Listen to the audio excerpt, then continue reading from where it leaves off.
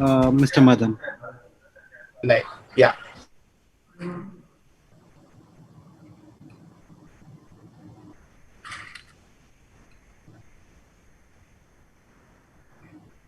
So let me know when we are live.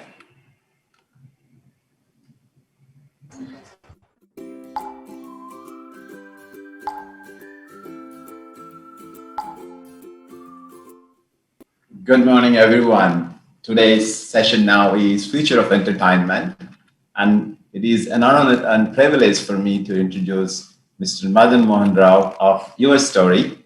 He's a research director at Your Story Media and editor of 5 book series, and he has interest in creativity, innovation, knowledge, and digital media. He is also a DJ and writer on world music.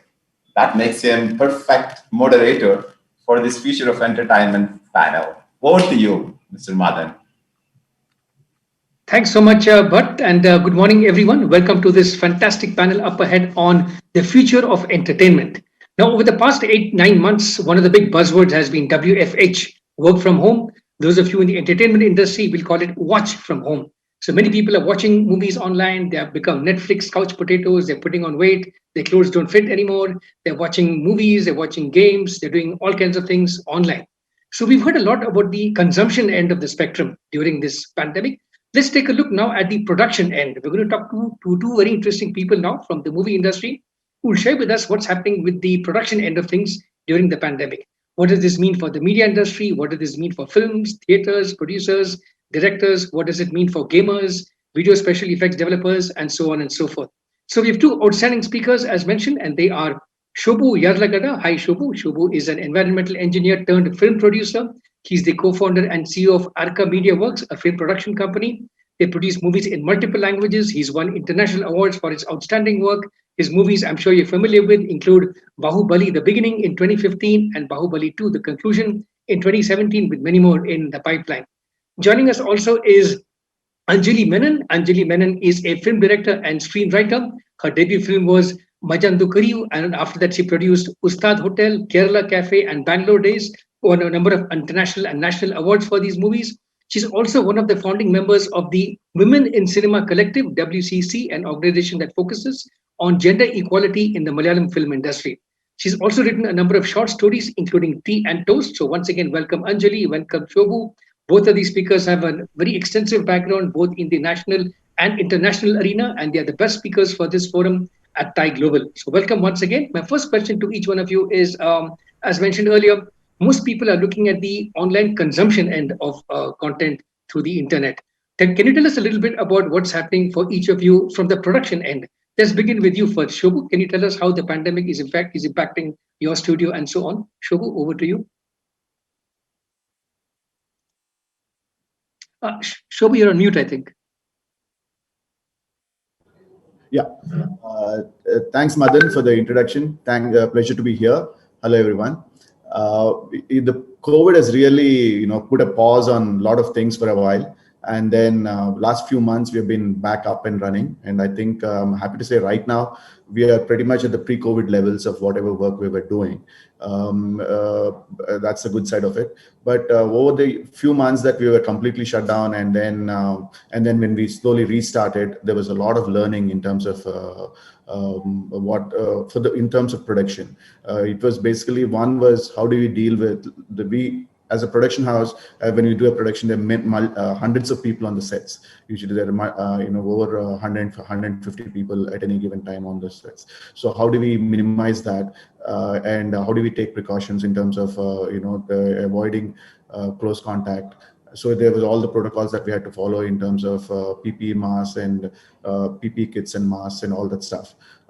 That was on the production side, and but in terms of creative side, there was also how do we write scripts that are demand less in terms of people, that are more tight, more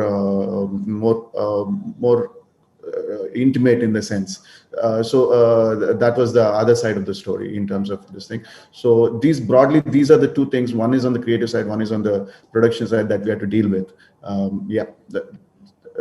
leave it there for the time being. Yeah. Thanks, Shubhu. That's a good start. Let's turn to Anjali now. Anjali, what's your story? How has this pandemic affected your work, your writing, your direction, your production? Firstly, thank you for that very glowing introduction. I must say that this pandemic has been a real learning curve. It's been quite a steep one, in fact. I am a writer and a director. So there is a lot of writing that one can get done at this time. But it's also a time when everybody's writing. So, it's a challenging thing to come up with something that still has the kind of empathy that one would like. The experience that we've gone through with the pandemic has, in a strange way, I think, unified a lot of the audiences in the world, where, across countries, across cultures, we're actually watching similar content, which has never happened before. To this level, the kind of distribution that we have now, we have access to the same kind of content. So you might be, deciding to watch a film which is from an Indian, local language space, to a Spanish film, to a French film. So you're directly in competition with anything else which is made in the world, which is a very interesting place to be. But in terms of work, for me, what has happened is I've been really working on pre-production of things, pre-production and research. It's been a wonderful time to do that, given online resources and access. But beyond that, with production, it's been a huge challenge. So we've had to actually postpone our units activity because, every time you think it will be okay in 2 months, but then it isn't. And often scripts, I think, are right now being rewritten. I myself am rewriting things because there is also a need to be sensitive to what the mood of the time is, whether, what is the kind of content which will resound with people. I think that kind of thing we have to be even more sensitive to now.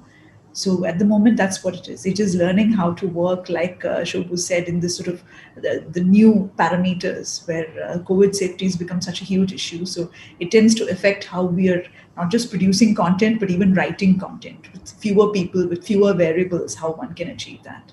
So yeah, that's been the process of finding out that. Thanks, Anjali. From Manjati Kuru to Bangalore days, you've covered a very wide range of topics, themes, formats, and so on. Can you tell us a little bit about the kind of work you're doing these days? What projects are you working on? What's down the pipeline? What can we expect to see from you next year? I've actually started this year to do something I've been wanting to for a while, which is stepping into nonfiction.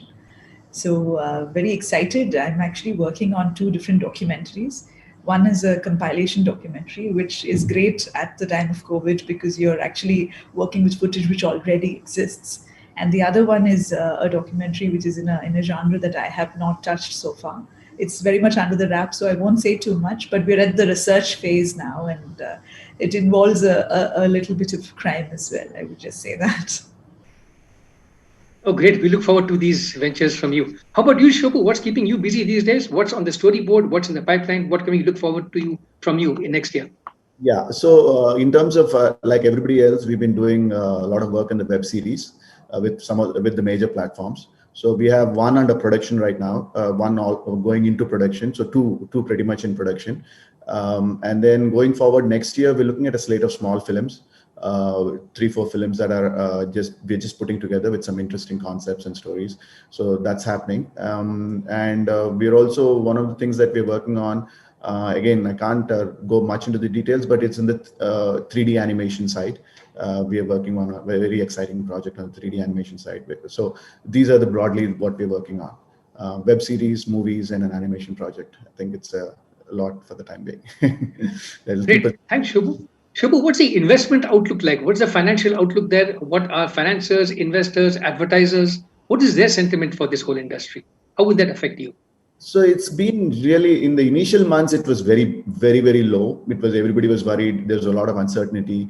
But for the last few months, what I've realized what I've noticed is the sentiment is quite positive in terms of as far as movies are concerned. People are hoping that in the next, at least by mid next year, the theaters will come back to normal, and we would have audiences back in the theaters. And I think people are also really wanting to come back to theaters. So in terms of as a producer and as from production side, there's been it's pretty positive right now. So investments are actually, I was told, some of the, we have in Hyderabad, maximum number of productions happening right now between web series and films. So between small films and big films, and because again these OTT platforms are acquiring content, there's been a good demand for small films and mid-range films. So I think its sentiment is very positive, and going forward over the next 6 months, I think it will should look up even better. That's good to hear, Shubhu. And how about you, Anjali? Are you also seeing some positive sentiments coming from investors, financiers, backers, advertisers? Is it looking rosy for you also now? I think, see, in a way, it's a shifted narrative because for us, where you're looking at making indie films, which you are always seeking an audience for, the main entry barriers are always at the distribution level. You may have made the best film, but to get it out there is the biggest challenge, and especially to circumvent the whole theatrical route and all of that is quite a difficult thing. And now that is something that we don't have to deal with because a lot of the content is going on OTT. One has a much more ready market, and you have good content means you can actually reach out to that audience. And that I think is very, very liberating, which I see that as a very positive development. And also, I believe there's usually a lot of people who really like to invest in film, but the big entry barrier is the cost. And right now, with these films being envisaged with sort of very limited variables and in smaller scale, that entry barrier is again dismantled. So therefore, you will have new investors coming in. Right now, I'm getting a lot of calls from people who've never made a film before, who are very excited knowing that you can actually shoot a film on an iPhone and sell it to Amazon and have it out there. So that, when you have examples before you which have been extremely successful, like the recent film called See You Soon, which opened to wonderful figures, and I think they're doing very well with that film. So that kind of example really sets the ball rolling, and that's what's bringing in the optimism. Thanks, Anjali. You mentioned OTT a while back, and a bit earlier you mentioned how it's become a global playing field now. So clearly, people in this industry now need to understand the creative angle of things. They need to know the business end of things, and now also the technology end of things. So many of us in the audience out there definitely are people who have some kind of an entrepreneurial urge and they want to get into this space. So, Anjali, what are your tips to the audience now on what do they need to do to increase, improve their mindsets and skill sets, either in technology or business or creative or some amalgamation of all of these? Where should they begin, Anjali? I would think my suggestion has always been to focus on the content, because right now is the time for really smart content. Rather than invest in areas which are of scale, we get to invest in areas which are fresh, which are innovative, which are disruptive. And more than ever now, we have a space where we're not always having to worry about the market or about the theater going audience. You have access to other audiences as well. So I think it's high time we really push the envelope with them and start thinking innovatively in terms of scripting, right? It always comes back to the writing. And I think being able to identify those kind of projects which can, get out there and do well and identify with people, that I think is still where the mainstay is. How about in your case, Shubhu, what would you recommend to the audience? We just heard that content is very important. Are you also putting an emphasis on content, or are you adding a mix? Absolutely. I mean, content is really the key. I mean, getting the right stories and how do we do it within the constraints that we have? I think, that's where you get to think out of the box and really break barriers and come out with something really exciting. That's a perfect example is See You Soon. I think it's really broke the barriers and broke through the normal production line, production cycle that you may have. But the other thing is, there's a lot of demand now for good writers. Anjali will know. I mean, there is a huge demand because there's a demand for content. There's a demand for good writers, good technicians, and good directors. In every area, there's a huge demand, and we are unable to service or make the content that we want because we're not able to get the writers that are capable of writing. So anyone, anywhere, any idea or anywhere we can bring out this talent, identify and nurture this talent, and grow this talent. I think that's a great area to be in as far as entrepreneurship. There are some startups in Hyderabad that are doing that, where they are nurturing talent, identifying talent, nurturing talent, and providing it as a service to people. And that's a great opportunity to be in. And the other opportunity that is coming is, of course, the technology at the intersection of technology and the creative side, where you can combine technology with content creation.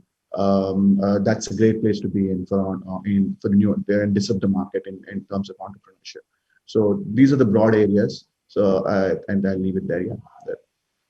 Thanks, Shubhu. It's good that you mentioned startups. There are many startups in the audience who are very interested to hear what you just said. So, Shubhu, what advice would you give from the point of view of partnerships? What are some good success factors for partnerships in the entertainment industry? Partnership in what aspect? I can you elaborate? For example, startups. You just mentioned startups. How would a startup approach someone like you? What they need to bring out in their partnership and so on? Something unique, something that is really can disrupt what we're looking for. So, like I said, we are looking for writers. How do you, or we're looking for, how do we get like not we get multiple scripts? How do you identify, or how do we read through all these scripts and distill down to the one that we want? How do you make that easier? So there was a startup that was working in Hyderabad on how to based on past successful scripts. They were building an algorithm which will give suggestions as to what the new good script should be like. So I mean, these are all much into the future, and it'll probably take a long time. But these are areas that are developing rapidly with machine learning, artificial intelligence. And there's a lot of things happening there. Then there are in blockchain tech where people are using blockchain for rights management. When you want to maintain, we are a smaller studio, but for large studios, when they have lots of content, and now the world has opened up where you can license your content across multiple platforms like streaming to theatrical across multiple territories. How do you know which rights are available for which country? Then using blockchain for that is a great thing. So there are multiple areas where technology and the creative side can intersect.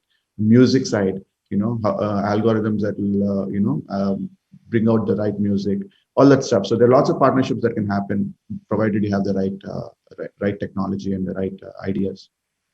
This is a very good insight, Shobhu. I'm sure most of our audience is more from the tech side of things, so they're very happy, I'm sure, to learn about how these technologies can work with the content sector. In your case, Anjali, what kinds of partnerships are you working on? What are some good success factors for people who want to become partners with players like you?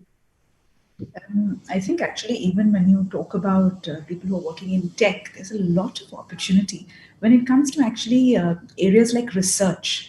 When we are setting about creating a script, then one big area is research, to be able to access the right kind of information at your fingertips, because everybody is working remote now. There is no possibility of actually going somewhere, having location research. So that's much more, in the future. So right now, what is the possibility of a company being able to give me exactly the kind of research I require for a subject? If there are people who can put up services like that, if there are people who can inquire about rights of certain properties, as in intellectual properties, what rights are available, what are not, if these are documented clearly and available for anybody who wants to have access to that. If you have ways in which, for example, now I'm working with my team on, I have different teams for different films right now, and we're collaborating wonderfully on a tool which is enabling us to do that. And when we have that kind of access to software where I can have 4 different people sitting and writing on the same whiteboard at the same time while we're having a meeting, that really enables a lot of our brainstorming. And even in terms of allocation, in terms of transmission of information to my producers, when we've completed a certain amount of research, if I want to hand over these things in a certain format, all of these areas can really be enriched by a lot of technology. The apps can be designed which will help us in location research, which will help us in casting, which will help us in this kind of collaboration. All of this can really be enabled by a lot of technology, and I wish more people would come into that, because this is a time when even this conference, we're having it online. So most of our work processes are actually going online. Also, to have friendlier softwares where you can even shoot that way, where your director does not actually have to be on all locations. Even if you're shooting remotely, if you have different units working in different places, if there are softwares, there are. But if there are more softwares, which are again budget friendly, then those kind of things would really help us. So it's really, it's for the taking. Every single process, you can have that kind of technological intervention, which will simply make it easier and help us circumvent a lot of the challenges which are there right now. Thanks, Anjali. You're right. I think workflow is a big area for transformation for all of us. You also mentioned research a while ago. Can you tell us a little bit about audience research? What kind of audience research are you doing? What kinds of sentiments are you picking up from what audiences want to hear, how they want to hear? Is there a mood of optimism that you want to ride on, or do you want to change the pessimism that a lot of the world has right now? What's your sense of audience sentiment right now? Frankly, it's based on audience research, but a lot of the feedback that we get, and more and more, maybe because of my past work as well, people are really wanting to see feel good content. And they find a lot of the content on the OTT platforms as well tends to be towards a certain area where they're looking at a lot of crime, and a lot of action and things like that. And people are really missing the little bit of feel good content that they used to get on that weekend visit to the theaters. They do miss the community viewing. So I'm really curious why more people aren't looking at even drive-in cinemas, for that matter, where it does not all have to be on the small screen. And maybe some things we have to really think about going back to an earlier model where you possibly could have that, but maybe of course we cannot have as many shows and things as we would like. But even if that is a model that can be explored, then it's a different kind of community experience. So I think people are really missing out on that generalized community experience, and also they're really seeking feel good material. This is the feedback that I have received. Very good insights, Anjali. How about you, Shobhu? What are you picking up in terms of audience sentiment, audience needs, audience aspirations these days? I think I agree with Anjali. I think the feel good content is really what people are, something that they feel it's light and easy on you. I think that's the kind of content that people really would like Queen's Gambit. I think it's a huge success today on Netflix. Is really a feel good film. It's an underdog story and how an underdog becomes a winner. And that's done extremely well. And I think that's the kind of stories that triumph against major hurdles, and those are the kind of stories I think people are wanting to see and will want. But of course, I think we are all of us are missing being in the theater, and we would love to be in the theater at some point and watch as a community, as a communal experience, as a social experience. Yeah, that will be the other. Hopefully, we'll all be back in theater soon. Yeah. So, Shobhu, what kinds of trends are you seeing in how different generations are looking at content? People talk about millennials, Gen X, Gen Y, Gen Z, the youth, whatever. Are you seeing any changes in the way they like to consume? They want to interact with the content. They want to interact with the social media handles of people in your industry. I think there's a huge. The younger audience, like my son, who is now in his 11th standard, and the other guy is in 8th standard. They're all on the mobile. I mean, they don't even want to. We have a home theater. He doesn't want to see it in the home theater. He wants to see it on the mobile, right? They're not even a large screen experience, and they all communicate. Also, they don't even talk on the phone. They message on. They use messaging. I mean, they're talking. We tend to pick up a phone and call and talk it as a person. For them, it's more messaging. Is they communicate and share their feelings and everything on messages. And I think that's a huge shift. And there's the middle generation that's more comfortable with TV viewing and online viewing. And I think and the older generation, my mother's generation, is still not comfortable with online. They still are more comfortable with linear TV viewing. So these are the three, I think, broad things.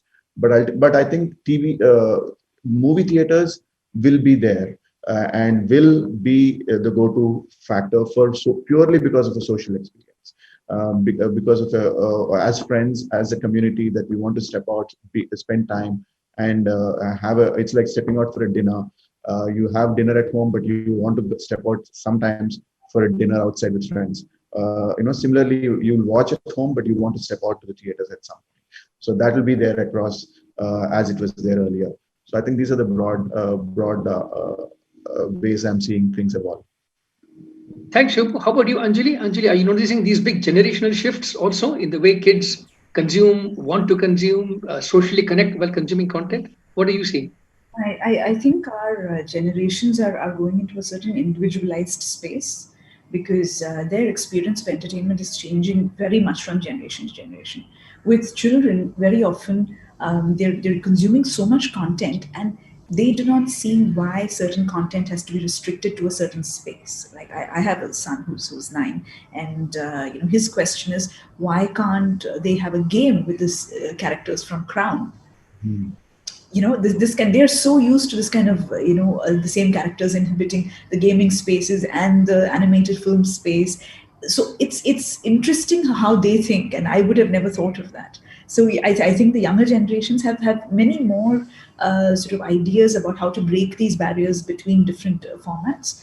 And also, this what Shobha just mentioned is very important about the senior generations having an issue with the user interface. Actually, when it comes to watching things on the digital platforms, simply the number of buttons you have to press itself comes in the way.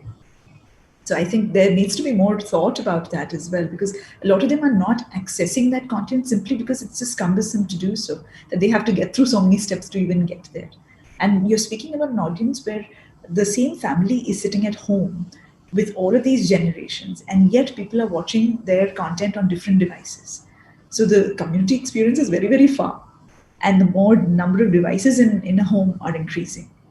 So that is something I think we really need to be mindful for. So our content, which was earlier in a way, when you think of the theater, you're thinking of an audience which is more broad based, and you're thinking of an audience which has all of these generations. But now the content, I think, will slowly get more and more individualized into who your target audience is, and that in itself will change the content.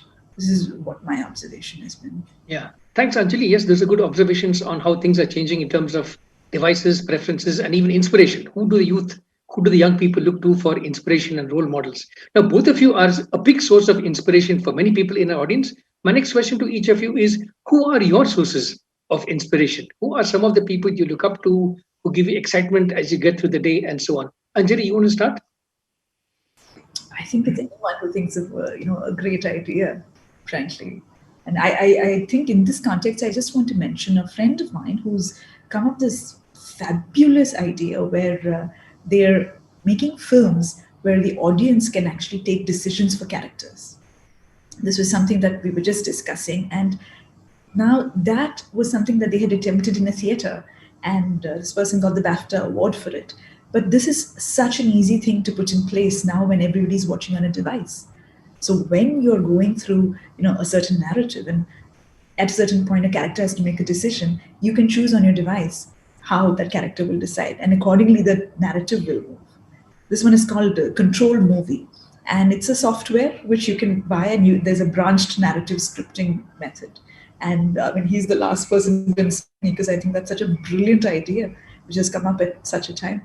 So anyone who thinks out of the box is someone I find very inspiring. Wow, that's very generous. Thanks, Anjali. How about you, Shobhu? You've inspired millions of people all over the world with their amazing movies. Who inspires you? So for me, it's not just one person, but I think for me, what I'm really passionate about is technology and how technology can be used in the storytelling. So for me, that is really right now.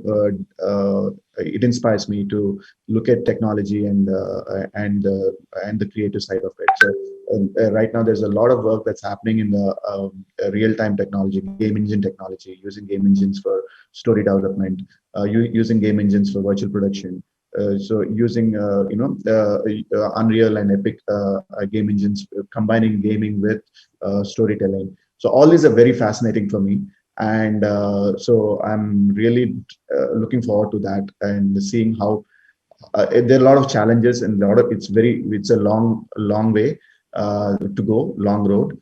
And for me, it's really the passion is there, and trying to see how I can bring that into Indian storytelling. So that's really what I'm looking forward to. Thanks, Shobhu. Those are really great insights. We can take some questions now from the audience, but I want to squeeze in one or two last questions before we get the audience questions, but keep them coming in. I'll pick some of them. My question for both of you now is, we're coming to the end of a very tough year, 2020, and people are looking forward to, hopefully 2021, we'll have a vaccine, things will be better, people will come out to the movies, we'll have music concerts again, things of that sort. So as we go to the new year, what is keeping you excited? What are some adventures you're looking forward to? What are some new experiences you want to create and bring about in your lives? Shobhu, you want to start? For me, first thing is I want to travel. Hopefully, I'll be I'll be able to step out of Hyderabad and step into the airport and go somewhere. So that's one of the things I'm really looking forward to is travel. But from the work side, I think there's, like I said, we are doing some interesting work in 3D animation and game engine using game engines and real time game engines, etc. We are working on a pitch whiz and we are creating which will be ready by March. And we're hoping that if that works, again, it's a proof of concept that we're working on. If that works, then there's a lot of challenging and a really exciting work that we can do in that space. So that's really the top of my list. But apart from that, we have, like I said, we have some very interesting small film projects that are being put into place. And I think we are looking for, and with some exciting new directors, really young talent that has come forward that we have been able to identify through the COVID times. So we're looking forward to working with this young talent and creating some good films.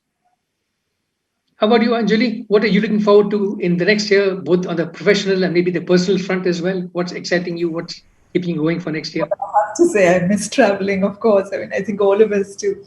On the work front, I think what has happened over this year is I'm someone who really sort of splits my personal and my professional apart.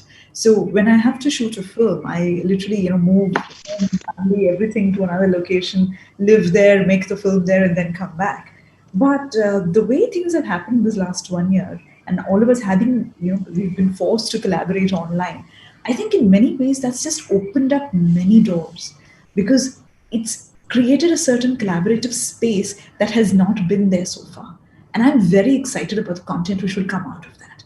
Because be it my technicians, be it my editor, be it my other writers, I'm working with all of them in this space. And the ideation is not just when we meet. We to catch up for coffee. We do not have to, catch a flight and go across to see each other. But this is happening on everyday basis.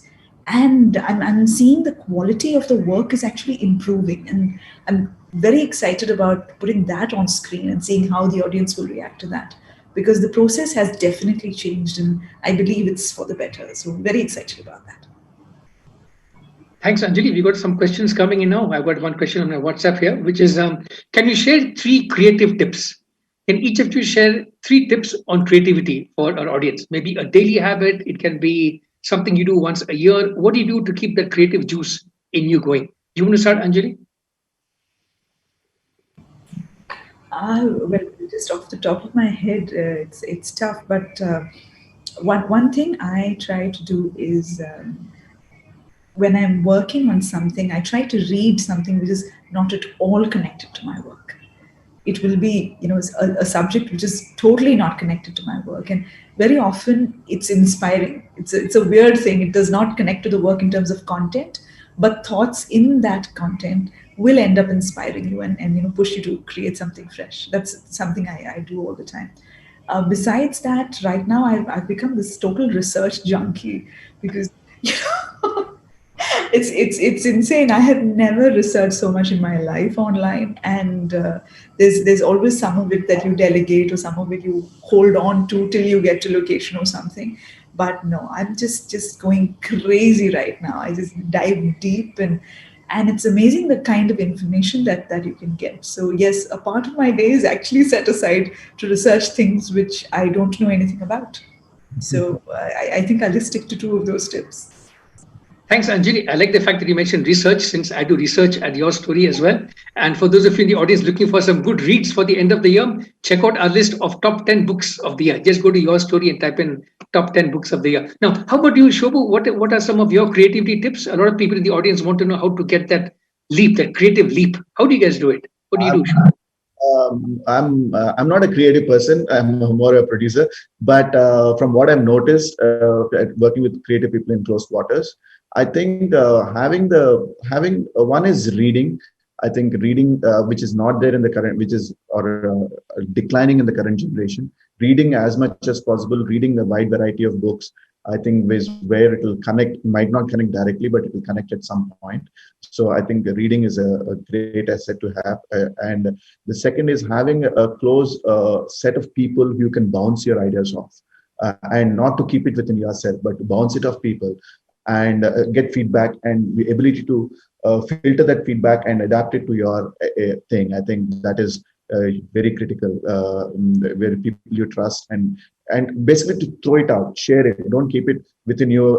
Try to protect it because it's not going to take you more than, not going to help, but more than that, just put it out there, get feedback, get criticism, and make it happen. And the other thing that I hear is consistency.